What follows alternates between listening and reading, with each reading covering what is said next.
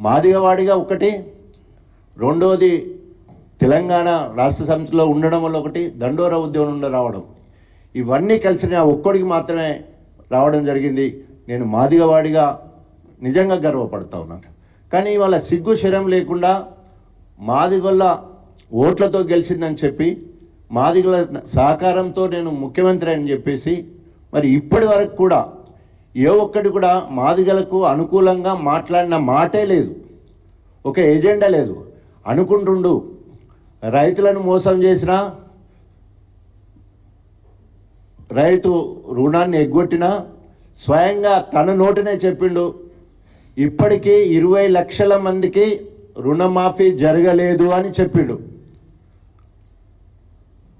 అదేవిధంగా మహిళలకు ప్రతి నెల 2500 ఇస్తానండి, మహిళలకు మోసం చేసిండు.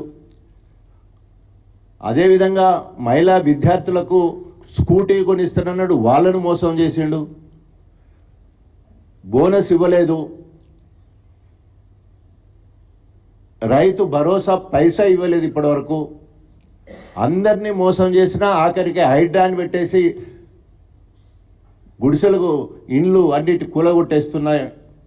అదేవిధంగా అక్కడ మూసి మరి ప్రక్షాళన అని చెప్పేసి, సుందరీకరణ అని చెప్పేసి అక్కడ బీదాలు నింబడబడతాయి. ఎవరు నన్ను ఏం చేయట్లేదు అని విర్రవీగుతూ ఉన్నాడు. తస్మా జాగ్రత్త రేవంత్ రెడ్డి, నీకు ఇప్పటి వరకు ఇది రేవంత్ మార్కు అనే ఒక బీదల కోసం నువ్వు చెప్తావు.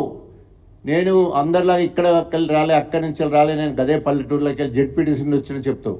దానికి ఆనవాళ్ళుగా ఇప్పటి చేసిన ఒక చిన్న ఇన్సిడెంట్, ఒక చిన్న కార్యాచరణ చూయించు.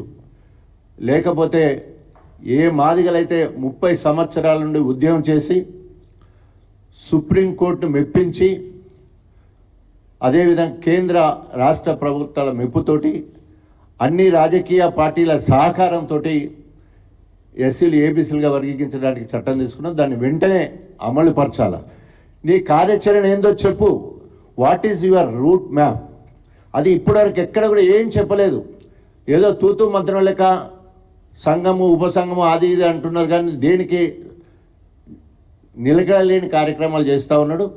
ఆయనకు మొదటి నుంచి వెళ్ళి కూడా కాంగ్రెస్ అంటేనే మాలలకు అనుకూలంగా నడుస్తున్న పార్టీ. కాంగ్రెస్ పార్టీ ఎప్పుడు కూడా మొదటి నుండి ఇప్పటి వరకు చూస్తే మాలను పెంచి పోషిస్తున్నది, మాదిగలను కించపరుస్తూ ఉన్నది.